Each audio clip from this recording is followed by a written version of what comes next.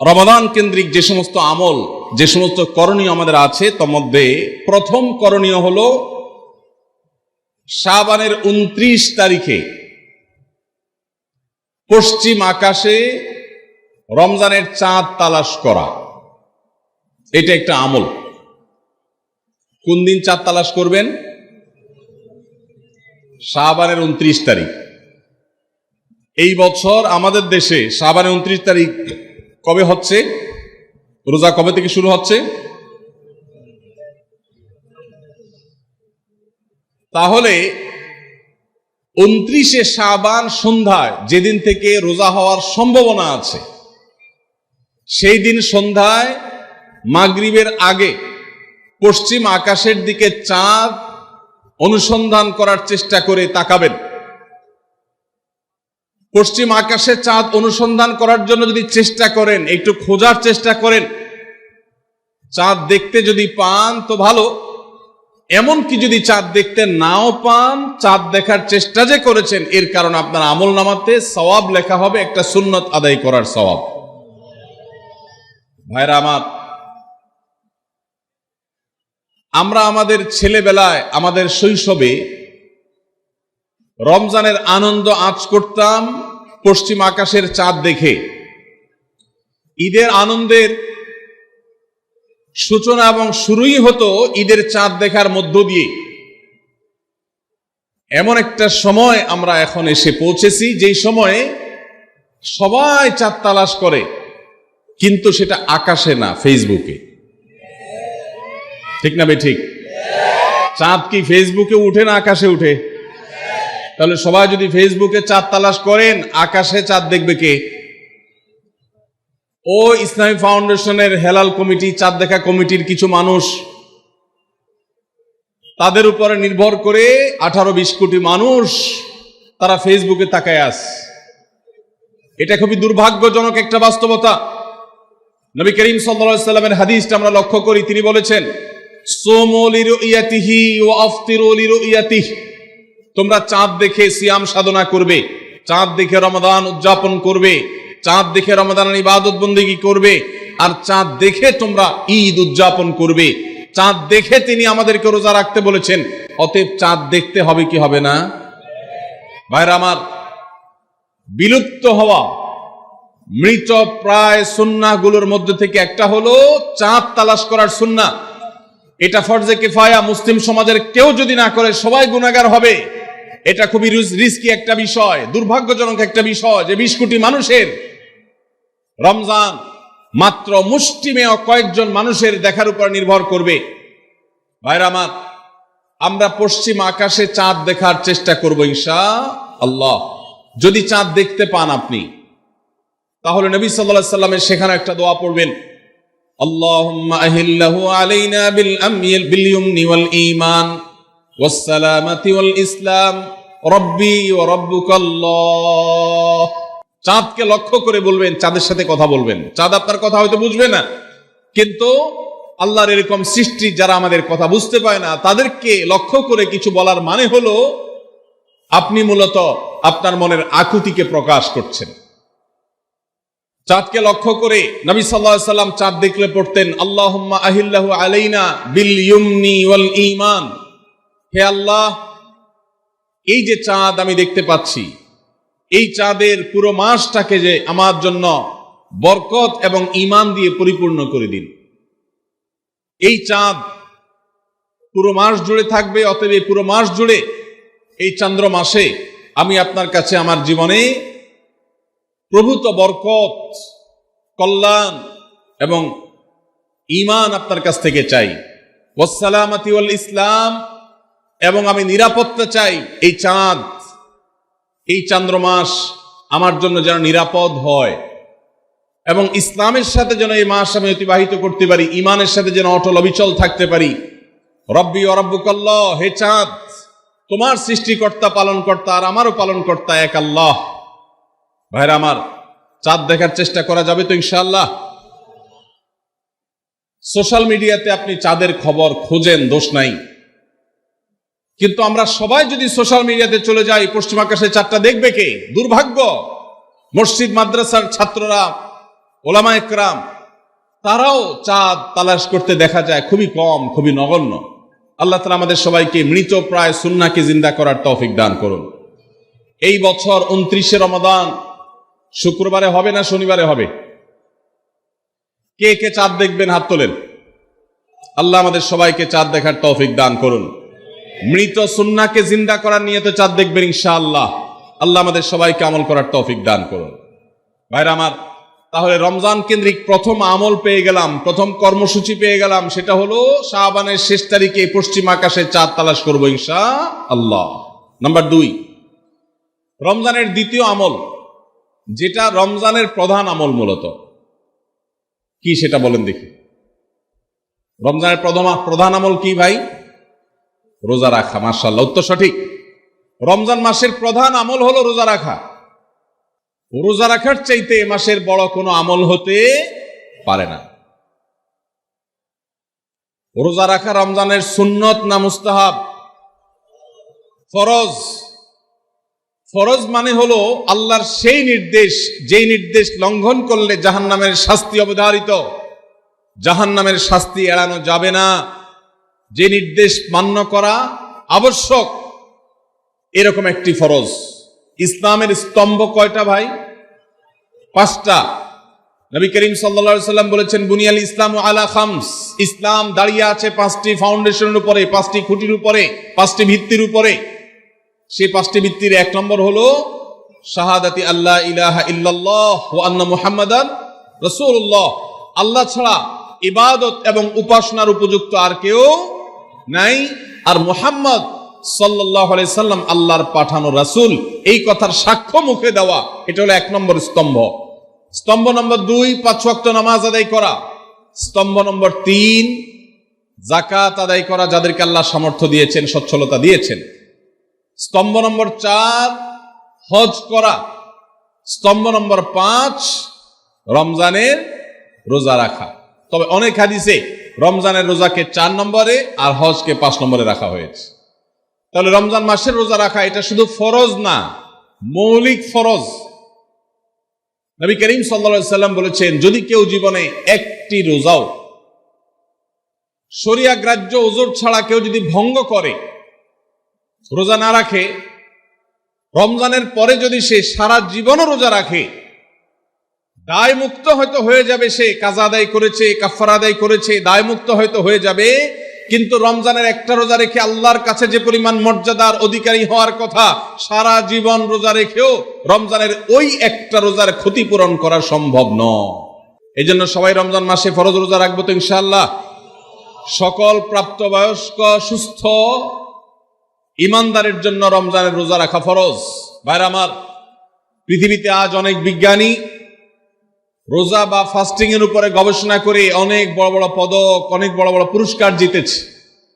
এখন ডাক্তাররাও আমাদেরকে বলে যে একটা সময় আমরা যেন ফাস্টিং করি, একটা সময় আমরা যেন না খেয়ে থাকি, এটা আমাদের স্বাস্থ্যের জন্য ভালো।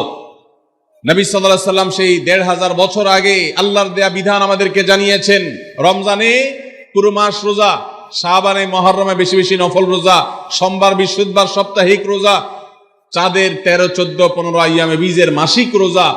নিয়মিতভাবে এই রোজায় সিয়ামগুলো যদি পালন করি আমরা, তাহলে আল্লাহর সন্তুষ্টি এবং জান্নাত লাভ যেমন হবে, ঠিক একইভাবে আমরা দুনিয়াতে সুস্থ সবল থাকতে পারবো।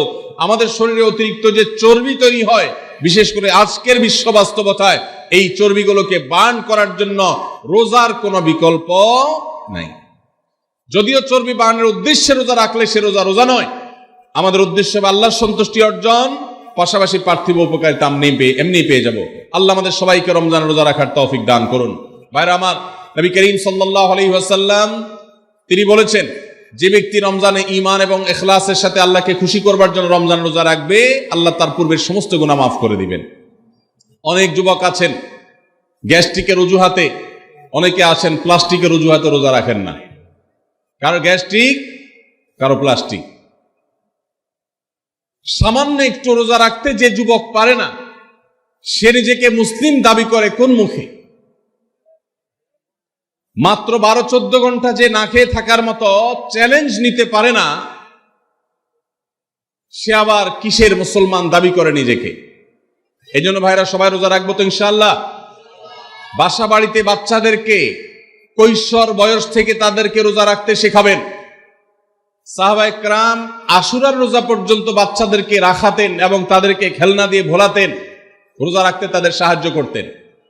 আজ এমন এক প্রজন্ম আমরা গড়ে তুলছি যেই প্রজন্ম শুধু ভোগ শিখেছে, ত্যাগ শিখে নাই। বাচ্চা কাচ্চাদেরকে দেখবেন মা বাপ বড় বড় মোবাইল, স্মার্টফোন তাদের হাতে তুলে দিচ্ছেন। তারা মুখ দিয়ে কোনো কথা বললেই সেটা নেওয়ার জন্য, কেনার জন্য বাপ মা অস্থির ব্যাকুল হয়ে যাচ্ছেন। তাদেরকে সংগ্রাম, ত্যাগ, চ্যালেঞ্জ নেওয়া এগুলো তাদেরকে শেখাচ্ছেন না।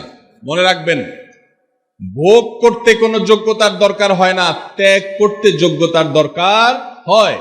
ভোগ করতে সবাই পারে, ত্যাগ করতে সবাই পারে না। এই জন্য সন্তানকে ভোগ নয়, ত্যাগ শেখাতে হবে। আল্লাহ আমাদেরকে তৌফিক দান করুন। আপনার বাচ্চা যদি রোজা রাখা শিখে, শখ করে রোজা রাখে, তাকে বাধা দিবেন না, তাকে রোজা রাখতে দিবেন। কারণ সে রোজা রাখার মধ্য দিয়ে গরিব অভাবী মানুষের কষ্ট অনুভব করবে, ফিল করবে। সে রোজা রাখার মধ্য দিয়ে আল্লাহর নৈকট্যের ফিলিংস তার মধ্যে আসবে, ইসলামী সংস্কৃতিকে সে অনুভব করবে, আঁচ করবে। এই জন্য সন্তানকে কৈশোর বয়স থেকেই, কিশোর বয়স থেকেই তাকে রোজা রাখতে সাহায্য করবেন ইনশাআল্লাহ। ঠিক আছে না ভাই? বাচ্চাদের প্রথম হয়তো রোজা অর্ধেক রাখবে, দুপুরে ভেঙে ফেলবে, এরপর না হয় বিকাল পর্যন্ত রাখবে, এরপর না হয় সন্ধ্যা পর্যন্ত রাখবে, কিন্তু অভ্যাস তাকে গড়ে তুলতে হবে। আল্লাহ আমাদেরকে তৌফিক দান করুন। ভাইরা আমার, তাহলে রমজানের প্রধান আমলে রোজা রাখা। এই রোজা ইচ্ছাকৃত শরিয়া গ্রাহ্য ওজর ছাড়া ভাঙা জায়েজ নাই, হারাম। যদি কেউ ভাঙে অথবা না রাখে সে ফাসিক। অতএব এই রোজার চর্চা আমাদের করতে হবে। আল্লাহ আমাদের সবাইকে তৌফিক দান করুন। তাহলে 2 নম্বর আমল হলো রমজান মাসে রোজা রাখা। 3 নম্বর আমল হলো রাতে তারাবির নামাজ আদায় করা। রাতে কি আদায় করা ভাই? তারাবির নামাজ আদায় করা কি ফরজ না নফল? ফরজ না সুন্নত? সুন্নত, সুন্নতে মুআক্কাদা। নবী করিম সাল্লাল্লাহু আলাইহি সাল্লাম বলেছেন, মান কামা রমাদানা ঈমানান ওয়া ইহতিসাবা গুফিরা লাহু মা তাকাদ্দামা মিন যামবি। যে ব্যক্তি রমজান মাসে রাতে দাঁড়িয়ে তারাবির নামাজ পড়বে, তার পূর্বের সমস্ত গুনাহ খাতা মাফ করে দেওয়া হবে। এই জন্য তারাবির নামাজ পড়বো তো ইনশাআল্লাহ। তারাবির নামাজ 4G গতিতে হবে না 5G গতিতে? কি বলেন? 4G না 5G? ভাইরা আমার, সবকিছুতে গতি ভালো না, সবকিছুতে গতি ভালো না। নেটের গতি যত বেশি হয় তত ভালো, কিন্তু নামাজের গতি, ইবাদত, সিজদার গতি, তারাবির গতি যত কম হয়, যত ধীরে ধীরে হয়, যত শান্তশিষ্ট ভাবে হয়, তত আল্লাহর কাছে বেশি মর্যাদাবান হয়। অতএব মহল্লার হাফেজ সাহেবদেরকে তাড়াতাড়ি নামাজ শেষ করার জন্য দৌড়ের উপর রাখবেন। ক্রিকেট খেলা আছে হুজুর, আজকে একটু খেয়াল রাখেন, বলবেন। আমরা তারাবির নামাজের কথা যখন স্মৃতিতে, কল্পনায় আমরা ভাবি, তখন আমাদের স্মৃতিতে তুফান মিল মার্কা একটা নামাজ ভেসে উঠে। ঠিক না বেঠিক? 5 ওয়াক্ত নামাজ এত তাড়াহুড়া করা হয় না তারাবি যত। অথচ তারাবি এটা তারবিহার এর বহু বচন, আরবি শব্দ, যার অর্থ হলো আরামের সাথে, ধীরস্থিরতার সাথে, রেস্ট করে করে যে নামাজ আদায় করা হয় তার নাম তারাবি। নাম হলো আরামের সাথে করা, আর আমরা করি ব্যারামের সাথে, তাড়াহুড়ো করে। এই জন্য এলাকা এলাকা তারাবি ধীরে ধীরে পড়ার জন্য উদ্যোগ নেবেন তো ইনশাআল্লাহ। ইমাম সাহেবদেরকে, হাফেজ সাহেবদেরকে উদ্বুদ্ধ করবেন, ভাই হুলস্থুল করবেন না, কি পড়েন কিচ্ছু বুঝি না, এমন টান দেন শেষে যায় শুধু আলামুন তালামুন, আর এটা শুনে মনে করেন যে এখন স্টপ হয়েছে, এখন রুকুতে যাইতে হবে। এই নামাজ কি নামাজ? এটা তামাশা। ভাইরা আমার, স্পিডে তারাবি না পড়ে যদি একটু ধীরে তারাবি পড়া হয়, সর্বোচ্চ 15 থেকে 20 মিনিটের ডিফারেন্স হবে, এর বেশি না। মাত্র 15 মিনিটের জন্য আপনার পুরো নামাজকে আপনি বরবাদ করছেন। দেশের বেশিরভাগ মসজিদগুলোতে তুফান মিল মার্কা তারাবি পড়া হয়। এই তারাবি আল্লাহর কাছে কতটা গ্রহণযোগ্য হবে, এটা যথেষ্ট প্রশ্নবিদ্ধ বিষয়। আল্লাহ তাআলা আমাদের সবাইকে ধীরস্থিরতার সাথে খুব শান্তভাবে তারাবির নামাজ আদায় করার তৌফিক দান করুন। চেষ্টা করা যাবে না ইনশাআল্লাহ? ভাইরা আমার, আল্লাহ রাব্বুল আলামিন নামাজের ক্ষেত্রে হুলস্থুলতা পছন্দ করেন না। যার নামাজ যত বেশি সময় নিয়ে আদায় করেন তিনি আল্লাহর কাছে তত শ্রেষ্ঠ, তত ভালো নামাজি। আর যার নামাজে যত হুলস্থুল করা হয় তার নামাজের কোয়ালিটি, মর্যাদা আল্লাহর কাছে তত কম। অতএব আমরা রমজানের তৃতীয় আমল জানলাম তারাবির নামাজ, এবং সেটা ধীরস্থিরতার সাথে আদায় করবো। আল্লাহ আমাদের তৌফিক দান করুন। নাম্বার 4, সাহারি খাওয়া। সাহারি খাওয়া এটা রমজানের একটা আমল। আপনি সারা বছর লাঞ্চ করেন, ডিনার করেন, দুপুরের খানা খান, রাতের খানা খান, সকালে ব্রেকফাস্ট নাস্তা করেন, কিন্তু এর কোনোটা ইবাদত হয় না, এর কারণে আপনি সওয়াব পাবেন না। কিন্তু রমজান মাসে ভোর রাতে ঘুম থেকে উঠে যে আপনি খাবার খাবেন, এই খাবার খাওয়ার জন্য যে উঠলেন এবং খাইলেন, এর কারণে আপনার অ্যাকাউন্টে আপনার আমলনামা আল্লাহ তাআলা সওয়াব জমা করে দিবেন। আপনি রিওয়ার্ড পাবেন, বিনিময় পাবেন। কেন? কারণ নবী করিম সাল্লাল্লাহু আলাইহি সাল্লাম বলেছেন, তাসাহহারু ফাইন্না ফিস সাহুরি বারাকাহ। তোমরা সাহারির খাবার খাবে ভোর রাতে। রোজার মাসে রোজা রাখতে গিয়ে সাহারির খাবার খাবে। কেন? কারণ সাহারির যে খানা, এই খানাতে আল্লাহ তাআলা বরকত রেখেছেন। এই খানা খাইলে তার জন্য আমাদের স্পিরিচুয়াল, আধ্যাত্মিক বিভিন্ন রকমের উপকারিতা আল্লাহ তাআলা এর মধ্যে নিহিত রেখেছেন। এর মধ্যে খাদ্য শক্তি আছে, আমাদের এনার্জি হবে শরীরে, রোজা রাখতে সহজ হবে। এর পাশাপাশি সাহারির খাবারে আলাদা একটা বরকত আছে, শেফা, বহুবিধ উপকারিতা আমাদের শরীরের, আমাদের মনের জন্য আল্লাহ তাআলা রেখেছেন। এই জন্য সাহারি খাওয়াটা আলাদা একটা ইবাদত। যদি আপনার সন্ধ্যা রাত্রে বেশি খাওয়া হয়ে যায়, সাহারিতে খানা খাওয়ার মতো মুড না থাকে, অন্তত এক ঢোক পানি, একটা খেজুর, সামান্য কিছু খেয়ে হলেও আপনি সাহারি খাবেন এবং তাতে আপনি সওয়াব পাবেন। কোনো কারণে যদি সাহারি খেতে না পারেন, রাতে উঠতে পারেন নাই, অ্যালার্ম বাজছে কিন্তু শুনেন নাই, উঠে দেখেন ফজরের আজান হয়ে গেছে, তাহলে ওই দিনের রোজা কি হবে নাকি হবে না? হবে। মাশাআল্লাহ, বগুড়া মানুষ মাসালা জানে, দেখা যায় রোজা হয়ে যাবে ইনশাআল্লাহ। কারণ এই সাহারি খাওয়াটা ফরজও না, ওয়াজিবও না, এটা সুন্নাত। সুন্নাত ছুটে গেলে ইবাদত হয় না, ব্যাপারটা সেরকম না। 5 নম্বর আমল হলো, সাহারি তো খাবো ঠিক আছে, কিন্তু সেটা শেষ সময়ে খাওয়া, দেরিতে খাওয়া। সাহারি কি আগে খাবেন না শেষের দিকে খাবেন? শেষের দিকে। কেন? কারণ নবী করিম সাল্লাল্লাহু আলাইহি সাল্লাম বলেছেন, লা ইয়াজালুন নাসু বিখাইরিন মা আজ্জালুল ফুতুর ওয়া আখারুস সাহুর। এই উম্মত, মুসলিম জাতি ততদিন পর্যন্ত কল্যাণের উপর প্রতিষ্ঠিত থাকবে, তারা কল্যাণকে স্পর্শ করতে পারবে যতদিন পর্যন্ত তারা সাহারি তাড়াতাড়ি খাবে না দেরিতে খাবে? দেরিতে খাবে। আর ইফতার তাড়াতাড়ি করবে। তাহলে সাহারি দেরিতে খাওয়া হলো সুন্নত। আমাদের দেশে গ্রামে অনেক মুরব্বীরা এখনো আছেন, রাত 12টা, 1টা, 2টা বাজে সাহারি খেয়ে শুয়ে থাকেন।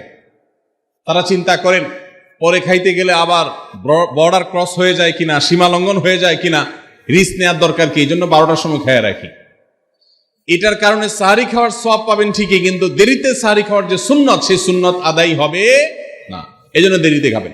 দেরিতে খাওয়ার মানে আবার এরকম দেরি না যে আপনি আর মুয়াজ্জিন সাহেব দুজন কম্পিটিশন করছেন, আপনার হাতে খাবারের প্লেট আর মুয়াজ্জিনের হাতে মাইক, আপনি আগে শেষ করেন আর মুয়াজ্জিন আগে আজান দিবে, কম্পিটিশন চলছে।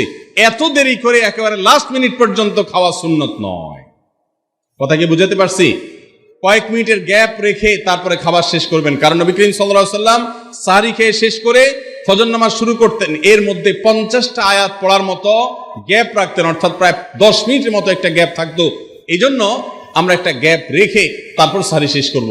অর্থাৎ ফজরের আজান যদি হয় উদাহরণস্বরূপ 5:25 বা 30, তাহলে আমরা 2-4 মিনিট আগে সাহরি খেয়ে শেষ করবো ইনশাআল্লাহ। তাহলে সাহরি দেরি করে খাওয়া, শেষের দিকে খাওয়াটা সুন্নত। আল্লাহ আমাদেরকে আমল করার তৌফিক দান করুন।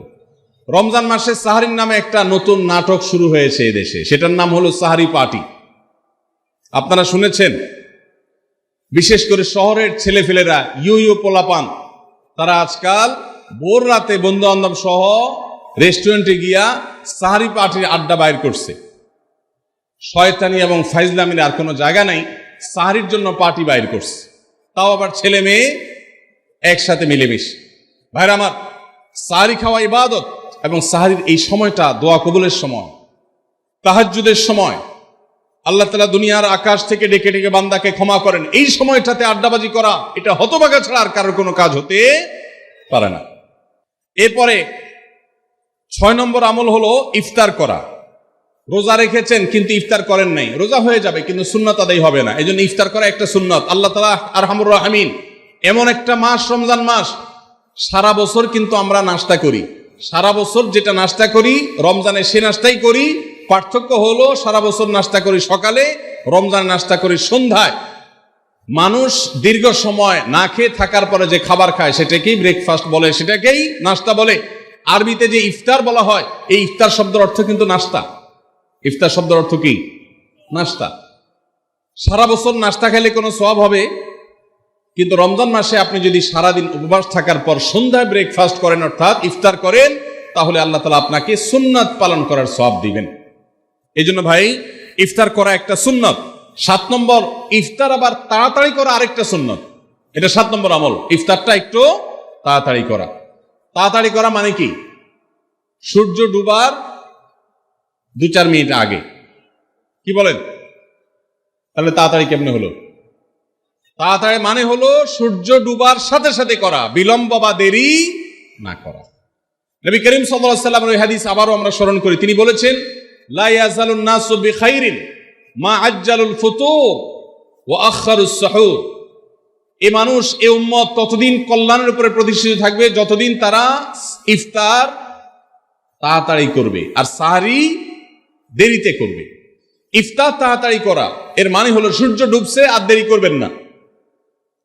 শিয়ারা এবং ইহুদিরা, তাদের মধ্যে রোজা আছে, ফাস্টিং আছে, তারা সেই রোজায় ইফতার করে হলো চতুর্দিক অন্ধকার হয়ে যাওয়ার পর, সূর্য ডুবার পর পর ইফতার করে না।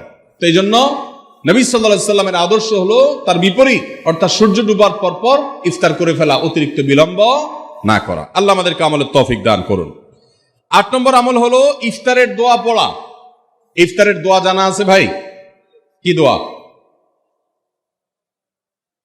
আমরা একটা দোয়া কমন জানি বাংলাদেশে মানুষ, সেটা হলো আল্লাহুম্মা লাকা সুমতু আলা রিজকিকা আফতারতু।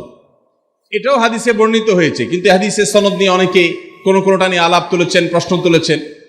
আল্লাহুম্মা লাকা সুমতু মানে হলো, হে আল্লাহ, আপনার উদ্দেশ্যে রোজা রেখেছি, ওয়া আলা রিজকিকা আফতারতু, এবং আপনার দেওয়া রিজিক দিয়ে ইফতার করেছি। আর ইফতারের আরেকটা দোয়া হলো যাহাবাজ জামা ওয়াবতাল্লাতিল উরুক ওয়া সাবাতাল আজরু ইনশাআল্লাহ। এটা একটা দোয়া। যদি এগুলো দোয়ামূলক নয়, আমরা দোয়া বলছি, এটা মূলত আল্লাহর কাছ থেকে একটা প্রত্যাশা। এর অর্থ হলো যাহাবাজ জামা, আমার পিপাসা দূর হয়ে গেছে,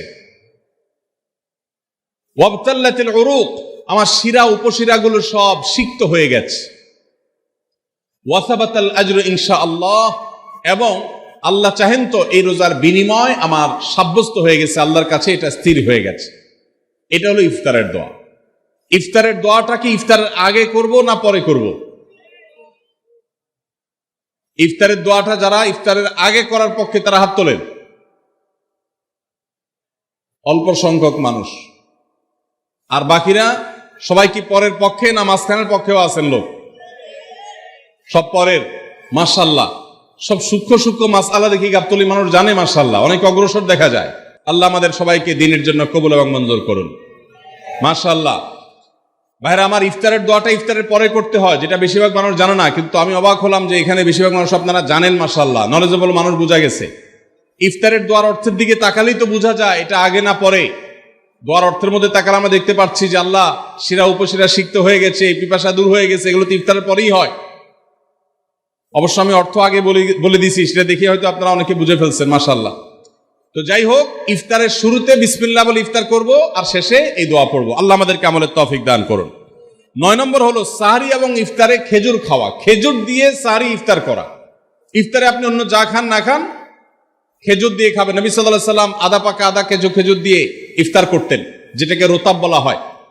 আর যদি সেটা না পাওয়া যেত, সাধারণ যে কোনো খেজুর, সেটাও না পাওয়া গেলে একটু পানি খেয়ে তারপর তিনি ইফতার করতেন। আমরা ইফতারে খেজুর খেতে হয় সুন্নাহ, এটা আমরা জানি, কিন্তু যেটা জানি না সেটা হলো সাহরিতে খেজুর খাওয়া। ভোর রাতে সাহরিতে খেজুর খাওয়া সুন্নত, এটা আগে কে কে জানতেন? হাত তোলেন। আগে জানতেন? মাশাআল্লাহ, হাত নামান।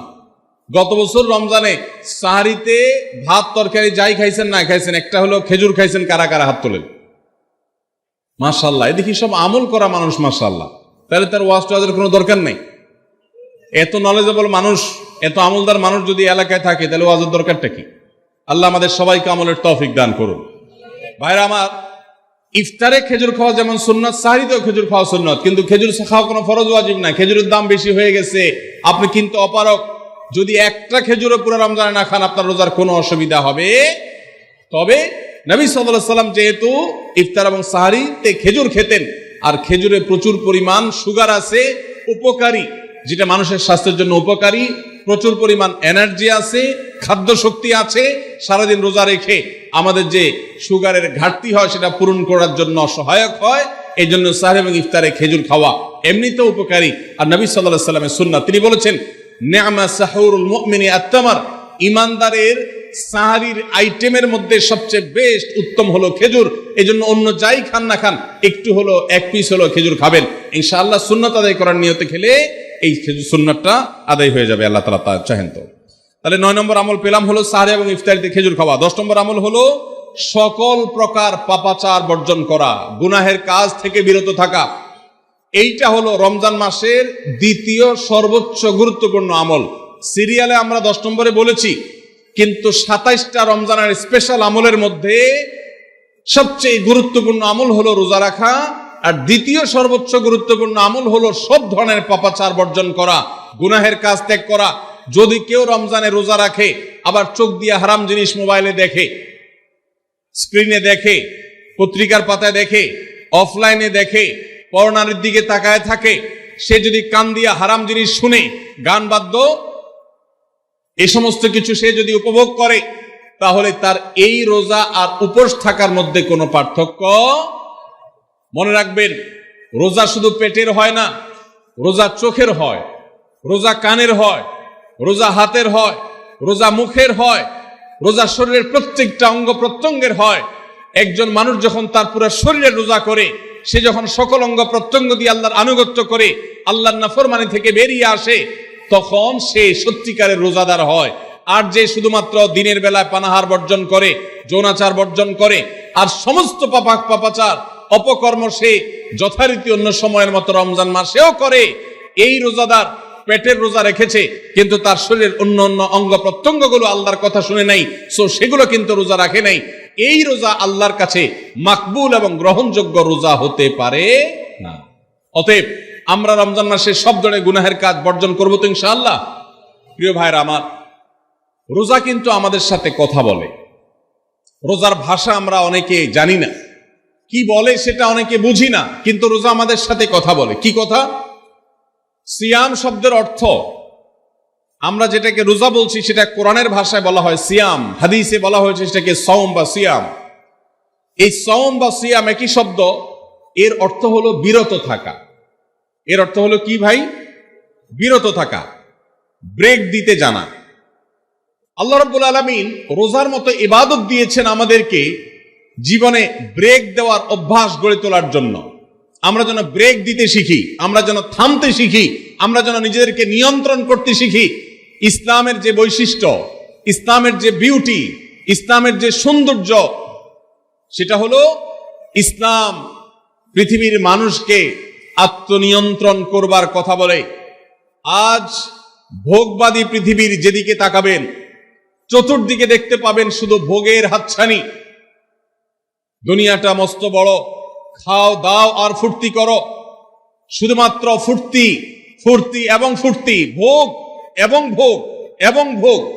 গোটা পৃথিবী আপনাকে ভোগের কথা বলবে, ত্যাগের কথা বলবে না। ইসলাম আপনাকে ত্যাগের কথা বলে।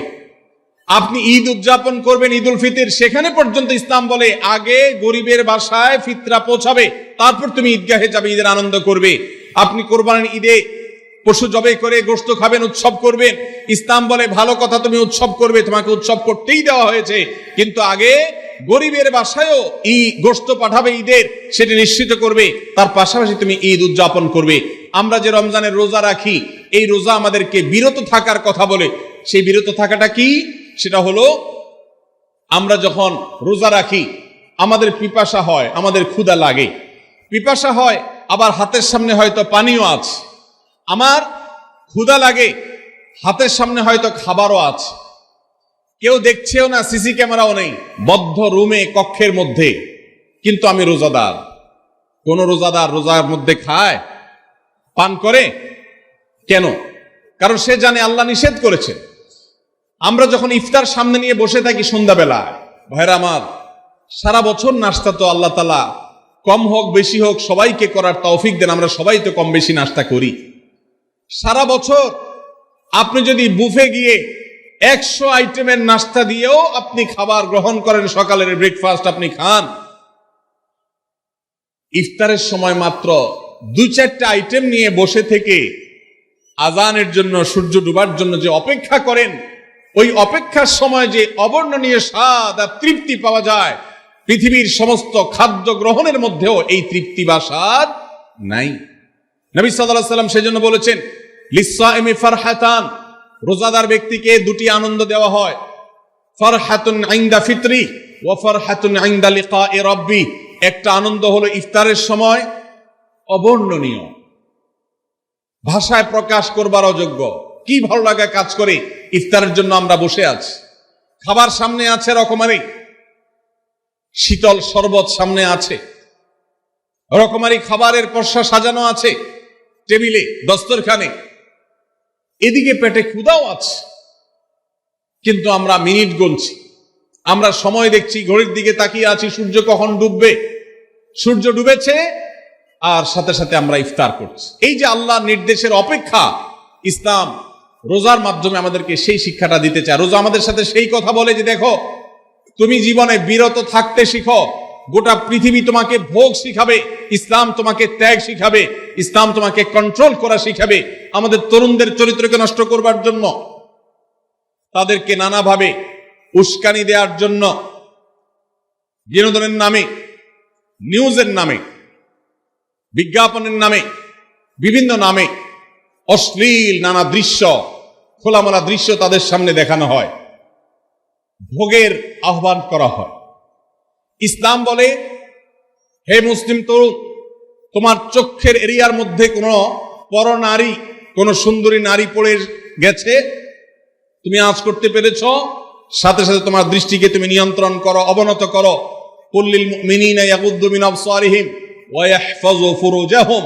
আল্লাহ বলেছেন, হে রাসূল বলে দিন ইমানদার পুরুষদেরকে তারা যেন তাদের চোখগুলোকে নামিয়ে রাখে, তাদের সম্ভ্রমকে তারা সংরক্ষণ করে। মনে রাখবেন, যা খুশি তা করতে পারা এটা যোগ্যতা নয়। নিজেকে নিয়ন্ত্রণ করলাম, যা খুশি তা করব না, এর নাম হলো যোগ্যতা। ডায়রিয়ার রোগী ডাইরেক্ট হয়ে যায়, যা খুশি যে করে, নিজের মন যেদিকে তাকে নাচায় সেদিকে নাচে, এই লোকটা অসুস্থ মানুষের মতো। আর মুসলিম যুবক, মুসলমান মানুষ, নারী পুরুষ, সে নিজেকে নিয়ন্ত্রণ করে। আল্লাহ এটা হারাম করেছেন, আমার মন চায়, চাইলেই আমি সেটা নিতে পারি, কিন্তু আমি নেব না। আমি একটা জিনিস ধরতে পারি, আল্লাহ হারাম করেছেন, সেজন্য আমি ধরবো না। এই শিক্ষাটা রমজান আমাদেরকে দেয়। অতএব রমজানের সবচেয়ে গুরুত্বপূর্ণ আমল হলো এই 10 নম্বর আমল, সেটা হলো পাপাচার বর্জন করা। নবী সাল্লাল্লাহু আলাইহি ওয়াসাল্লাম বলেছেন, যে ব্যক্তি রমজানে রোজা রাখলো আর পাপাচার বর্জন করলো না, তাহলে এই রোজা রাখার উপোস থাকার ভিতরে কোনো পার্থক্য নাই। আল্লাহ আমাদের সবাইকে রমজান মাসে রোজা থেকে সকল হারাম, সকল নাজায়েজ কাজ, সকল গুনাহের কাজ ছাড়ার তৌফিক দান করুন, বলুন আমিন। ভাইরা আমার, 11 নম্বর আমল হলো অধিক পরিমাণ দোয়া করা। রমজান মাসে রোজা রেখে আমরা বেশি বেশি দোয়া করব। চলতে ফিরতে, উঠতে বসতে দোয়া করতে পারেন। আমাদের মায়েরা অনেকে শুনছেন আমাকে, রমজান মাসে আপনি গৃহস্থলী কাজ করছেন, রান্না বাড়া করছেন, ঘর ঝাড়ু দিচ্ছেন, আর মনে মনে আল্লাহর সাথে কথা বলেন। দোয়া মানে আল্লাহর সাথে কথোপকথন। আল্লাহ, আপনি আমাকে মাফ করে দেন, আমার বাবাকে মাকে মাফ করে দেন, সন্তানগুলোকে হেদায়েত দান করেন, চোখের পানি ফেলেন। নিয়মতান্ত্রিক দোয়া, বসে বসে হাত তুলে দোয়া করবেন কেবলামুখী হয়ে, আবার চলতে ফিরতে, উঠতে বসতে, এমনকি ওযু নাই সে অবস্থায় দোয়া করবেন। নবী সাল্লাল্লাহু আলাইহি ওয়াসাল্লাম বলেছেন, 3 ব্যক্তির দোয়া ফিরিয়ে দেওয়া হয় না। কয় ব্যক্তির দোয়া? সালাতুন লা তুরাদ্দু দাওয়াতুহুম, 3 শ্রেণী মানুষের দোয়া ফিরিয়ে দেওয়া হয় না। এর ভিতরে এক শ্রেণী হলেন মাজলুম, কারোর জুলুমের শিকার হয়েছে। এই ব্যক্তি জালেমের বিরুদ্ধে যে তার মনের আকুতি থাকে, বদদোয়া থাকে, আল্লাহ সুবহানাহু ওয়া তাআলা এটা ফিরিয়ে দেন না। এজন্য পৃথিবীর ইতিহাসের কোন জালিম আপনি দেখাতে পারবেন না যেই জালিমকে আল্লাহ ছেড়ে দিয়েছেন, আল্লাহ ছাড় দিয়েছেন কিন্তু চূড়ান্ত ভাবে ছেড়ে দিয়েছেন, এমন কোন জালিম আপনি দেখাতে পারবেন না। এজন্য ভাই, কখনো কোন অবস্থাতে কারো প্রতি আমরা জুলুম করব না। আল্লাহ আমাদেরকে সেটা মানার তৌফিক দান করুন। তাহলে 3 ব্যক্তির দোয়া কবুল হয়, ফেরত দেওয়া হয় না। তার ভিতরে একজন হলো মাজলুম, যার প্রতি আপনি জুলুম করেছেন, সে আপনার বিরুদ্ধে যে বদদোয়া করে, এটা লাগবেই লাগবে, আজ হোক আর 2 দিন পরে হোক। নাম্বার 2, মুসাফির, যে ব্যক্তি সফরে আছে, সফররত অবস্থায় সে যদি দোয়া করে, সে দোয়া আল্লাহ তাআলা কবুল করেন। 3 নম্বর হলো রোজাদার ব্যক্তি, as-সাইম হাত্তা ইফতির, রোজাদার ব্যক্তি সারাদিন ভর রোজা করলে ইফতার রাগ পর্যন্ত, সারাদিন দোয়া করলে ইফতার রাগ পর্যন্ত তার দোয়া কবুল হয়। এই জন্য রোজা রেখে আমরা বেশি বেশি আল্লাহর কাছে দোয়া করবো ইনশাআল্লাহ। চলতে ফিরতে উঠতে বসতে মনে মনে আল্লাহর সাথে কথা বললেন, চাওয়া তাওয়াকে পেশ করলেন, বাস এইটাই হলো দোয়া। এটা হলো আমাদের রমজান মাসের 11 নম্বর আমল, বেশি বেশি দোয়া করা। 12 নম্বর আমল হলো মিথ্যা এবং কাজ পরিহার করা।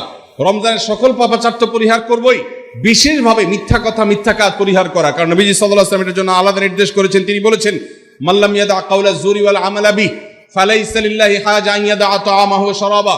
যে ব্যক্তি রমজানে রোজা রেখে মিথ্যা কথা, মিথ্যা কাজ ছাড়লো না, তার উপোস থাকায় আল্লাহর কোনো ঠেকা পড়ে নাই। 13 নম্বর আমল হলো অশ্লীলতা এবং বিবাদ, বিতণ্ডা, ঝগড়া এগুলো পরিহার করা। কারণ নবী করিম সাল্লাল্লাহু আলাইহি ওয়াসাল্লাম তিনি আমাদেরকে রমজান মাসে রোজা রেখে অশ্লীলতা পরিহার করতে বলেছেন। মোবাইলে হারাম জিনিস দেখলেন, টেলিভিশনে হারাম জিনিস দেখলেন, বা কোনো পত্রপত্রিকাতে খারাপ জিনিস, নিষিদ্ধ জিনিস দেখলেন, পরনারীর সৌন্দর্য দেখে আপনি হারাম স্বাদ নেয়ার চেষ্টা করলেন, তাহলে আপনার রোজার অঙ্গহানি হলো, রোজা প্রাণহানি হলো। এই রোজা নয়। এই জন্য এটাকে রমজান মাসে পরিহার করতে হবে, অন্য সময় তো বটেই।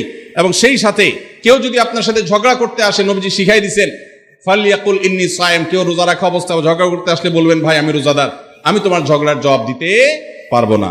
তাহলে ঝগড়া পরিহার করার জন্য রমজান মাসে আমরা এক্সারসাইজ করবো। 14 নম্বর, যে কোনো ভালো কাজ, যে কোনো নেকামল রমজান মাসে বেশি বেশি করবেন। কেন? কারণ রমজানের শুরুতে একজন ঘোষক বলে, ইয়া বাগিয়াল খাইরি আকবিল, হে ভালো কাজ প্রত্যাশী, যে ভালো কাজ করতে চাও, রমজান মাসটাই হলো ভালো কাজের সওয়াব বেশি পাওয়ার। অতএব এই মাসে ভালো কাজ করে, নেকামল করে, ইবাদত করে, কোরআন তেলাওয়াত, জিকির, আজকার যত রকম আছে এগুলো করে জান্নাতের পথে অগ্রসর হয়ে যাও।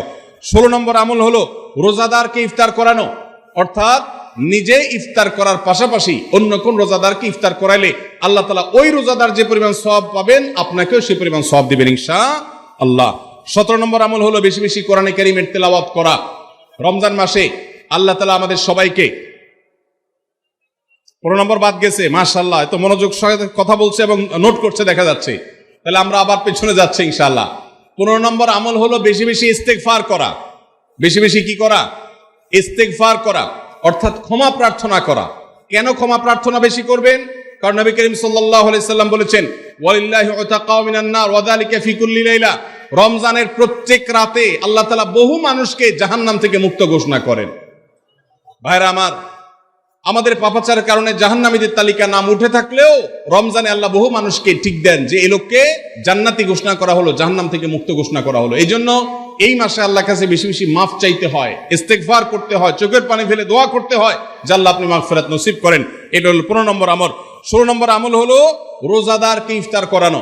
নিজে ইফতার করবেন, পাশাপাশি রোজাদার ব্যক্তিকেও ইফতার করাবেন। নবী সাল্লাল্লাহু আলাইহি সাল্লাম বলেছেন, যদি কোনো ব্যক্তি কোনো রোজাদারকে ইফতার করায়, তাহলে যেই ব্যক্তি তাকে ইফতার করালেন তার রোজার সওয়াব তো সে পাবেই, আপনি ইফতার করায়া সমপরিমাণ সওয়াব লাভ করবেন ইনশাআল্লাহ। অতএব মসজিদে ইফতার দেওয়ার ব্যবস্থা করা যেতে পারে, রাস্তাঘাটে, বিশেষ করে পাবলিক পরিবহনে, এমনকি প্রাইভেট গাড়িতেও সন্ধ্যার সময়, ইফতারের সময় অনেক সময় খাবার থাকে না, তখন আপনি রাস্তায় দাঁড়িয়ে যদি সামান্য একটু খেজুর, সামান্য একটু পানি বিতরণ করতে পারেন, তাইলে সওয়াবটা পাওয়া যেতে পারে। আপনার বাসার আশেপাশে অনেক অভাবী মানুষ আছে, তাদের বাসায় আপনি ইফতার পৌঁছে দিতে পারেন, এর মাধ্যমে রোজাদারকে ইফতার করানোর সওয়াব পেতে পারেন। 17 নম্বর আমল হলো বেশি বেশি কোরআনে কারীমের তিলাওয়াত করা। কোরআনে কারীমের তিলাওয়াত রমজান মাসে বেশি বেশি করব। কেন? কারণ হলো এই মাসটাই হলো কোরআন নাজিলের মাস। আল্লাহ তাআলা রমজান মাসে কোরআন নাজিল করেছেন। আল্লাহ বলেছেন, শাহরু রমাদান আল্লাযী উনজিলা ফীহিল কুরআন হুদাল লিন-নাস ওয়া বায়িনাতিন মিনাল হুদা ওয়াল ফুরকান। রমজান মাস এমন মাস যে মাসে আল্লাহ তাআলা কোরআন নাজিল করেছেন, এই জন্য এই মাসে বেশি বেশি রোজ কোরআন তেলাওয়াত করতে হবে। নবী করিম সাল্লাল্লাহু আলাইহি ওয়াসাল্লাম বেশি বেশি রমজান মাসে কোরআন তেলাওয়াত করতেন। আমাদের পূর্বসূরি সালাফগণ কেউ কেউ রমজান মাসে অন্য সব আমল কমিয়ে দিয়ে কোরআন তেলাওয়াতটা সবচেয়ে বেশি করতেন। এই জন্য দিনে এবং রাতে বেশি বেশি করে কোরআন শুদ্ধতার সাথে, সৌন্দর্যের সাথে তেলাওয়াত করব, অর্থ সহকারে বুঝে পড়ার চেষ্টাও পাশাপাশি করবো ইনশাআল্লাহ। 18 নম্বর আমল হলো কোরআন পরস্পরকে শোনাশুনি করা, বুঝে পড়া। অর্থাৎ আপনি কোরআন তেলাওয়াত করবেন, আপনার স্ত্রী শুনবে, আপনার মা শুনবে, আপনার বোন শুনবে, আবার তারা তেলাওয়াত করবে, আপনি শুনবেন। আমরা তারাবির নামাজে এক পক্ষীয় তেলাওয়াত শুনি, হাফেজ সাহেব তেলাওয়াত করেন, আমরা শুনি, কিন্তু আমরা তেলাওয়াত করে আরেকজন শুনবে, এটা হয় না। নবী সাল্লাল্লাহু আলাইহি ওয়াসাল্লাম রমজান মাস আসলে জিবরিল ফেরেশতার সাথে কোরআন শোনাশুনি করতেন, জিবরিল তেলাওয়াত করতেন, নবীজি শুনতেন, আবার আমাদের নবীজি তেলাওয়াত করতেন, জিবরিল শুনতেন। এটা একটা সুন্নত। এই সুন্নতটা বিলুপ্ত হয়ে গেছে, এটা নিয়ে চর্চা নাই। এই জন্য আমরা এটা বাসা বাড়িতে নতুন করে জিন্দা করব। আল্লাহ আমাদেরকে তৌফিক দান করুন। 19 নম্বর আমল হলো দান সাদাকা বেশি বেশি করা। নবীজি সাল্লাল্লাহু আলাইহি সাল্লাম এমনিতেই প্রচুর পরিমাণ দান করতেন, কিন্তু রমজান আসলে তার দানশীলতার পরিমাণ আরো বেড়ে যেত। এই জন্য অভাবী, প্রতিবেশী, গরিব দুঃখী সবার ঘরে ঘরে আমরা আমাদের সাধ্য অনুযায়ী দান পৌঁছানোর চেষ্টা করব রমজান উপলক্ষে। এটা রমজানের 19 নম্বর স্পেশাল আমল, বিশেষ আমল। 20 নম্বর রমজানের কর্মসূচি হলো ভোর রাতে দোয়া করা। কারণ সারা বছর ভোর রাতে তাহাজ্জুদের নামাজ পড়া বা দোয়া করার সুযোগ আমাদের হয় না, কিন্তু রমজানের সাহরি খেতে তো এমনি উঠেন। অতএব এই টাইমে দোয়া কবুল হয়। 24 ঘন্টার ভিতরে দোয়া কবুলের সবচেয়ে মোক্ষম সুযোগ, সবচেয়ে আদর্শ সময় হলো এই তাহাজ্জুদের সময়টা। ভাইরা আমার, ঢাকার একটি বড় কোম্পানি, বাংলাদেশের সবচেয়ে বড় শিল্প প্রতিষ্ঠান বললে ভুল হয়তো হবে না, অন্তত এটুকু বলা যায় যে প্রথম 3-4টি বড় প্রতিষ্ঠানের একটি। এরকম একটা প্রতিষ্ঠানের একজন কর্মকর্তা বছর 2-3 আগে আমার সাথে হঠাৎ দেখা। তিনি আমাকে দেখে বেশ আবেগ আপ্লুত হলেন এবং অনেকটা জড়িয়ে ধরলেন এবং বললেন, ভাই, আপনার একটি আলোচনা থেকে আমার জীবনের ভিতরে এমন এক পরিবর্তন আসছে যেটা অকল্পনীয়, অভাবনীয়। আমি একটু কৌতূহল হয়ে জানতে চাইলাম কোনটা সেটা। তখন তিনি বললেন, ভাই, আমার জীবনে এমন একটা রোগ হয়েছে, যেই রোগ ট্রিটমেন্ট করার জন্য দেশে বিদেশে বিভিন্ন জায়গায় গিয়েছি, কোনো চিকিৎসা এর আমি পাই নাই। শেষ পর্যন্ত আশাহত হয়ে চাকরি ছেড়ে দিয়ে, শহর ছেড়ে দিয়ে গ্রামে গিয়ে বসবাস করা শুরু করছি এবং মৃত্যুর জন্য অপেক্ষা করছি। এর মধ্যে আপনার একটা আলোচনার ক্লিপ আমার চোখের সামনে আসলো সোশ্যাল মিডিয়াতে, এটা শুনলাম। সে আলোচনাটা ছিল আল্লাহর কাছ থেকে অসাধ্য সাধন করার সময় হলো ভোর রাত তাহাজ্জুদের সময়। আমি এই আলোচনা পুরোটা শোনার পর ওই রাতেই আমি ঘুম থেকে উঠে ভোর রাতে তাহাজ্জুদ পড়ে আল্লাহর কাছে বুক ভাসিয়ে মন ভরে কাঁদলাম, দোয়া করলাম। ওই ভাই বললেন যে আমি এত দোয়া করলাম, দোয়া করতে করতে দীর্ঘ সময় আমি পরিতৃপ্ত হলাম, আমার দোয়া শেষ হয়ে গেল। এরপর দোয়া করে শেষ করার পর ফজর নামাজের সময় হয়ে গেছে। আমার ফিল হলো, অনুভব হলো যে আমার শরীরে আর কোনো রোগবালাই এখন মনে হয় নাই। এবং তিনি গত 2 দিন আগেও তার সাথে আমি দেখা করলাম ঢাকায়, গতকালকে দেখা করলাম, 2 দিন আগে না, মাত্র 1 দিন আগে দেখা করলাম। তিনি এখন সুস্থ সবল হয়ে আবার তার চাকরিতে ফিরে গিয়ে স্বপদে সমহিমায় আছেন। তিনি এক সহকর্মীকে ডেকে আমার সামনে বলছেন, আমি আগে শারীরিকভাবে বেশি ফিট ছিলাম নাকি এখন বেশি ফিট। তখন তার সহকর্মী আমার সামনে বলছে, স্যার, আপনি আগে অনেক বেশি রাগারাগি করতেন, আপনি হট মেজাজে ছিলেন, অনেক বেশি অসুস্থ হয়ে যেতেন কিছু হলেই, কিন্তু এখন আপনি সে আগের সময়ের তুলনায় অনেক বেশি সুস্থ এবং ফিট। তিনি বললেন, ভাই, ভোর রাতের দোয়ার প্রভাব এত বেশি, তাহাজ্জুদের সময়ের দোয়া এত গুরুত্বপূর্ণ যে এই এক দোয়া আমার জীবনকে আমূল পরিবর্তন করে দিয়েছে। এই জন্য ভাইরা, রমজান মাসে বিশেষ করে যখন তাহাজ্জুদের সময় সাহারি খেতে যখন উঠবেন, সাহারি খাওয়ার পর 10টা মিনিট সময় হাতে রাখেন, বা সাহারি খাওয়ার আগে 10টা মিনিট একটু আগে উঠে ওযু করে 2 রাকাত 4 রাকাত নামাজ পড়ে, বা নামাজ পড়ার সময় না থাকলে অন্তত কেবলামুখী হয়ে 2টা হাত তুলে আল্লাহর কাছে একটু চান। নবীজি সাল্লাল্লাহু আলাইহি সাল্লাম বলেছেন, রাতের শেষ প্রহর যখন হয়, দুনিয়ার আসমানে নেমে এসে আল্লাহ বান্দাদেরকে ডেকে ডেকে তাদের প্রত্যেকটা চাওয়া পূরণ করে দেন। এই জন্য ভাইরা, রমজান মাসে সাহরির সময় দোয়া কবুল হয়। রমজান উপলক্ষে বিশেষ করে এই আমলটা, সাহরির সময় আমলটা, আমরা দোয়া করার আমলটা করতে পারি। তাহলে 20 নম্বর আমল হলো তাহাজ্জুদের নামাজ এবং ভোর রাতের দোয়া। এটা অন্য সময় করা যায়, কিন্তু রমজানের সুযোগটা বেশি আসে, সেজন্য এটাকে রমজানের স্পেশাল আমল হিসেবে আমরা উল্লেখ করলাম। আল্লাহ আমাদেরকে সবাইকে তৌফিক দান করুন। সাহরি খেতে উঠলে একটু দোয়া করবো তো ইনশাআল্লাহ, 2-4 মিনিটের জন্য হলে দোয়া করব, একাকী নির্জনে আল্লাহর কাছে কেবলামুখী হয়ে। এর চেয়ে বড় দুর্ভাগ্যের বিষয় কি আছে যে আল্লাহ চাওয়ার জন্য ডাকছেন আর আমি অবহেলা করে বসে আছি। ভাইরা আমার, 5 ওয়াক্ত নামাজের জন্য মুয়াজ্জিন আপনাকে ডাকে, কিন্তু ভোর রাতে দোয়া কবুলের জন্য স্বয়ং আল্লাহ আপনাকে ডাকেন। অতএব সাহারি খেতে উঠলে ভোর রাতে সাহারির সময় একটু দোয়া করবো তো ইনশাআল্লাহ। 21 নম্বর আমল উমরা করা। যাদেরকে আল্লাহ তৌফিক দিয়েছেন তারা রমজানে উমরা করবেন, কারণ নবী করিম সাল্লাল্লাহু আলাইহি ওয়াসাল্লাম বলেছেন উমরাতুন ফি রমাদান তা'দিলু হাজ্জা। রমজানে কেউ উমরা করলে একটা হজের সওয়াব পায়। কোন কোন হাদিসে আসছে তা'দিলু হাজ্জাতান মাই, নবীজির সাথে হজের সওয়াব পাওয়া যায় রমজানে উমরা করলে। আল্লাহ আমাদেরকে যখন তৌফিক দিবে আমরা তখন সেটা করব ইনশাআল্লাহ। ঠিক আছে না? নিয়ত করেন, দোয়া করেন, আল্লাহ একসময় তৌফিক অবশ্যই দিবেন। 22 নম্বর আমল হলো রমজানের শেষ 10 দিন মসজিদে ইতিকাফ করা। গুরুত্বপূর্ণ একটা পয়েন্ট, মসজিদে ইতিকাফ করা। খুব মনোযোগ দিয়ে শুনি।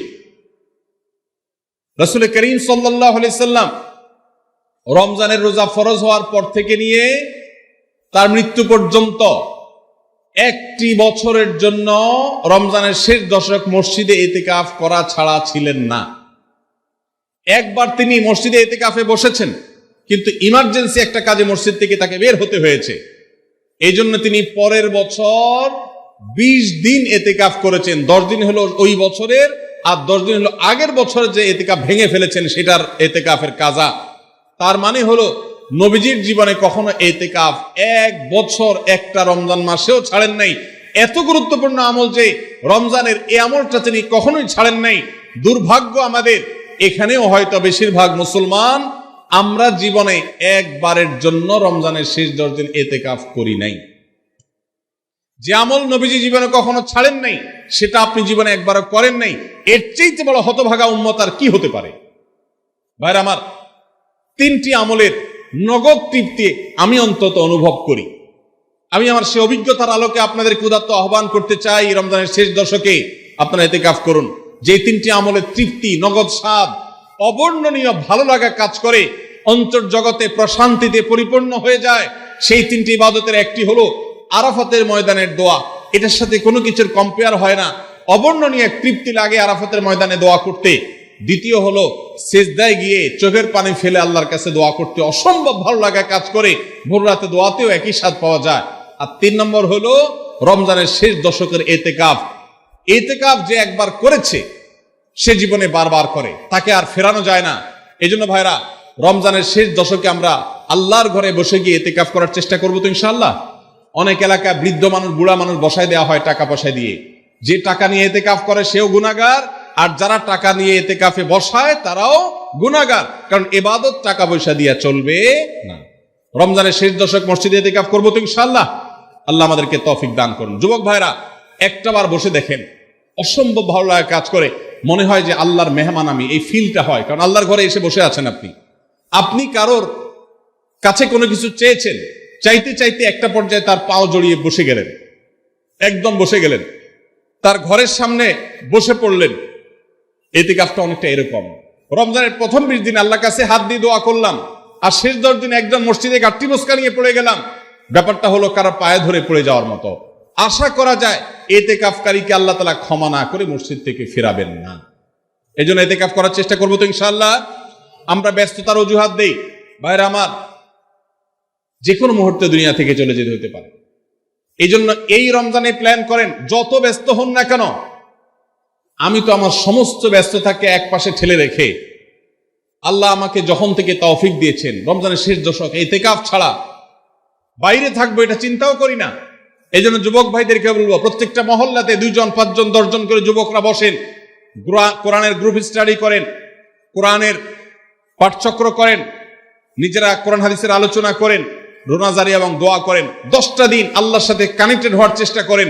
12 মাস ইবাদত, দাওয়াতের কাজ, ইসলামের কাজ করবেন, ইনশাআল্লাহ সেখানে বরকত পাবেন। রমজানের শেষ দশকে ইতিকাফ করবেন তো ইনশাআল্লাহ। আল্লাহ আমাদের সবাইকে তৌফিক দান করুন।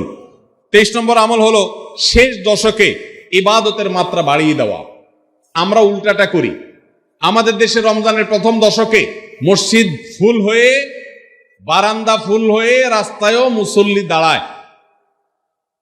আর 10 রমজান চলে গেলে 20 রমজান পর্যন্ত বাহিরের মুসল্লি কমতে কমতে বারান্দার মুসল্লি কমে ভিতরে চলে আসে।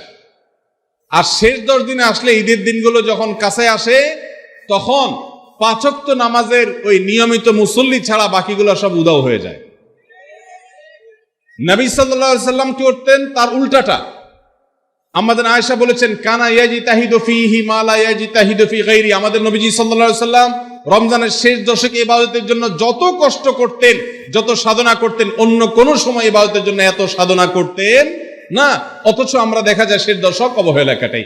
এই জন্য ভাইরা, শেষ দশকে ইবাদতের পরিমাণ আরো বাড়িয়ে দিতে হবে, আমলের পরিমাণ বাড়িয়ে দিতে হবে। এটাই আল্লাহ তাআলার নির্দেশনা, সেটাই রমজানের শেষ দশকের আমল। 24 নম্বর আমল হলো শেষ দশকে পরিবারকে ঘুম থেকে ডেকে তোলা। এটা আলাদা সুন্নাহ। নবী সাল্লাল্লাহু আলাইহি সাল্লাম রমজানের শেষ দশক হলে কানা ইদা দাখালাল আশর আহইয়া লাইলা ওয়া আইকাদা আহলা। তিনি পরিবারকে ঘুম থেকে ডেকে তুলতেন এবং স্ত্রী সঙ্গ ত্যাগ করতেন। শেষ দশক কোমর বেঁধে ইবাদত করতেন। এটা 24 নম্বর আমল। তাহলে শেষ দশক পরিবারকে ঘুম থেকে ডেকে তোলা। নবীজি অন্য কোনো সময় ঘুম থেকে ইবাদতের জন্য ডাকতেন না, নফল নামাজ যার ইচ্ছা সে পড়বে, যার ইচ্ছা পড়বে না। কিন্তু শেষ দশক এত বড় অফার, এত বড় সুযোগ, কারণ লাইলাতুল কদর শেষ দশকে আছে। এই জন্য এই দশকে ইবাদতের জন্য পরিবারকে তিনি ডেকে তুলতেন। তারা শুয়ে থাকুক, তিনি এটা সহ্য করতেন না। এই জন্য 24 নম্বর আমল হলো রমজানের শেষ দশকে পরিবারকে ঘুম থেকে ডেকে তোলা এবং স্ত্রী সঙ্গ ত্যাগ করা শেষ দশকের জন্য। 25 নম্বর আমল হলো লাইলাতুল কদর অনুসন্ধান করা। রমজানের শেষ দশকের প্রত্যেকটা রাতে কিন্তু শবে কদর হতে পারে, বিশেষ করে বেজোড় রাতে 21, 23, 25, 27, 29 এই রাতগুলোতে লাইলাতুল কদর হওয়ার সম্ভাবনা অনেক জোরালো। সৌদি আরবের মানুষ তাদের বেজোড় রাতে তালাশ করবে, আমরা আমাদের বেজোড় রাতে তালাশ করব ইনশাআল্লাহ। নবীজি সাল্লাল্লাহু আলাইহি সাল্লাম বলেছেন যে তাহাররাউ লাইলাতুল কদর ফিল বিত্রি মিনাল আশরিল আওয়াখির মিন রমাদান। রমজানের শেষ দশকের বেজোড় রাতগুলোতে তোমরা শবে কদর হতে পারে সে আশা বেশি বেশি করে ইবাদত বন্দেগী করো।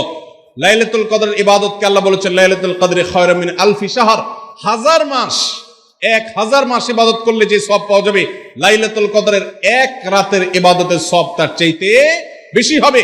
সেই রাত কোনটা আল্লাহ নির্দিষ্ট করেন নাই। এজন্য শেষ দশকের প্রত্যেকটা রাতেই ইবাদত করার চেষ্টা করা, স্পেশালি বেজোড় রাতগুলোতে। 26 নম্বর আমল হলো লাইলাতুল কদরের আশায় বিশেষ দোয়া পড়া। সেটা কি? আল্লাহুম্মা ইন্নাকা আফুউন তুহিব্বুল আফওয়া ফাআফু আন্নি। আল্লাহ আপনি ক্ষমাশীল, আপনি ক্ষমাকে ভালোবাসেন, অতএব আমাদেরকে ক্ষমা করে দিন। এটা রমজানের শেষ দশকের প্রত্যেক রাতে পড়বেন।